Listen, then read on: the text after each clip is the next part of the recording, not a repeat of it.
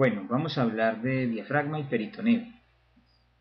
En primer lugar, tenemos que decir que el diafragma es el principal músculo de la respiración, tiene forma de cúpula y, como podemos ver, tiene su inserción en toda la pared alrededor del tórax y del abdomen. Separa estas dos cavidades, él se inserta en las últimas 6 costillas y tiene un origen external a nivel del apéndice sifoides, de la apófisis sifoides.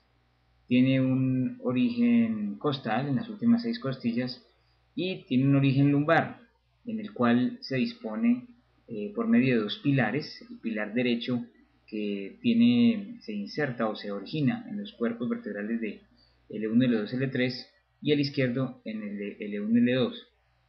Del pilar derecho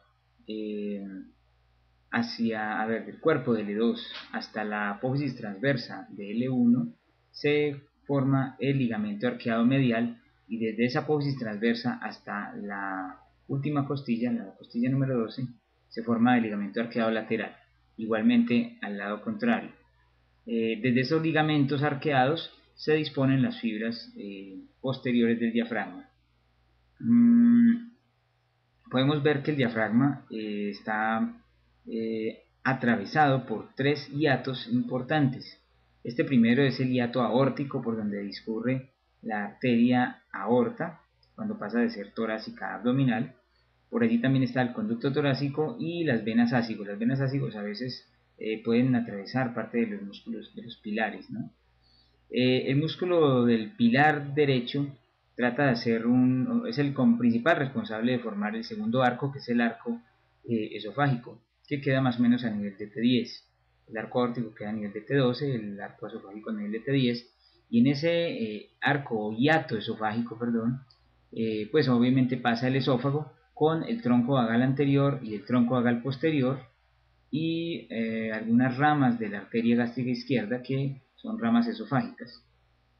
En el hiato más alto, que es el hiato que queda a nivel de T8, es el hiato de la vena cava inferior, y por ese hiato pues pasa la vena cava inferior y pasan las ramas terminales del nervio frénico derecho, ¿sí? Además de linfáticos y algunas ramas también arteriales. Aquí podemos ver los orígenes: la porción externa, proceso sifoideo; porción costal, 6 costillas inferiores y cartílagos; la porción lumbar está formada por un pilar derecho y un izquierdo, el derecho de L1, L2, L3, el izquierdo de L1, L2 y sus respectivos discos; los ligamentos arqueados medial, lateral y, se me olvidó decirles, el ligamento mediano que une los dos ligamentos arqueados mediales.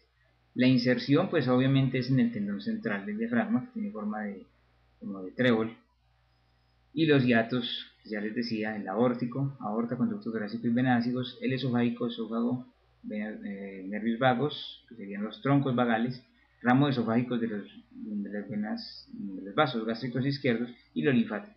Y de la vena cava pasa la vena cava y las ramas terminales del frénico derecho. Aquí podemos verlos mejor: hiato aórtico, hiato esofágico y hiato de la vena cava. Esta es otra vista en la que se logran ver pues la vena cava, el hiato esofágico y el hiato aórtico, aquí más inferior, más caudal. En la cara inferior podemos ver en esta diapositiva cómo pasan las venas ácigos y hemiácigos.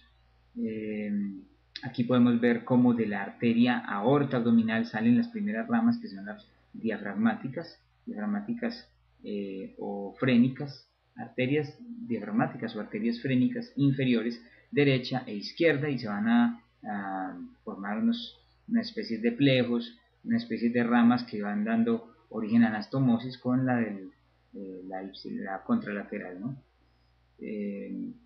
También el nervio frénico pueden ver que tiene perforaciones hacia la parte inferior. En esta, que es la cara superior o la vista superior, podemos ver cómo el diafragma se continúa con el pericardio fibroso, que es el que va a proteger a las estructuras del corazón y de los grandes vasos.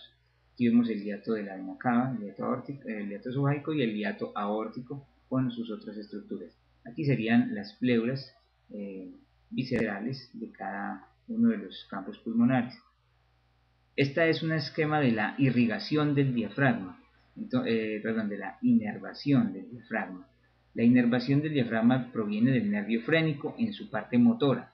Todo estas líneas rojas que hay acá es la inervación motora del diafragma. Proviene del nervio frénico, acuérdense, S3, S4 y S5, C3, S4, S5, los segmentos cervicales del freno.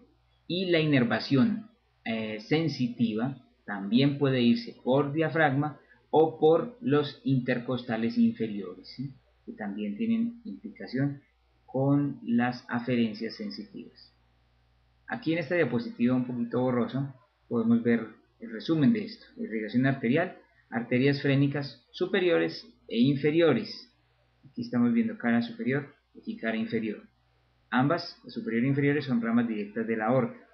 Las arterias musculofrénicas y pericardiofrénicas son ramas de la torácica interna. Estas discurren por intermedio del pericardio y las pleuras y acompañan en algunas partes al nervio frénico.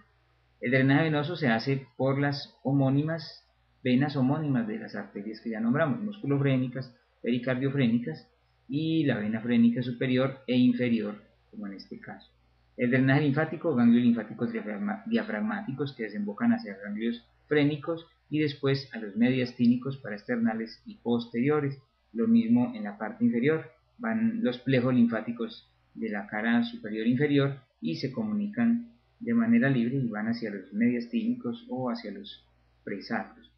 La inervación del diafragma, como ya decíamos, motora por los nervios frénicos, y la sensitiva, además de los frénicos, tiene que ver con los intercostales y subcostales. Aquí estamos viendo las arterias. Esta es una toma posterior.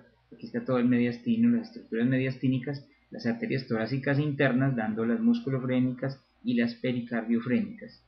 Esta es una vista anterior en la que vemos las arterias frénicas inferiores. Aquí una toma lateral para ver esa inervación y esa irrigación.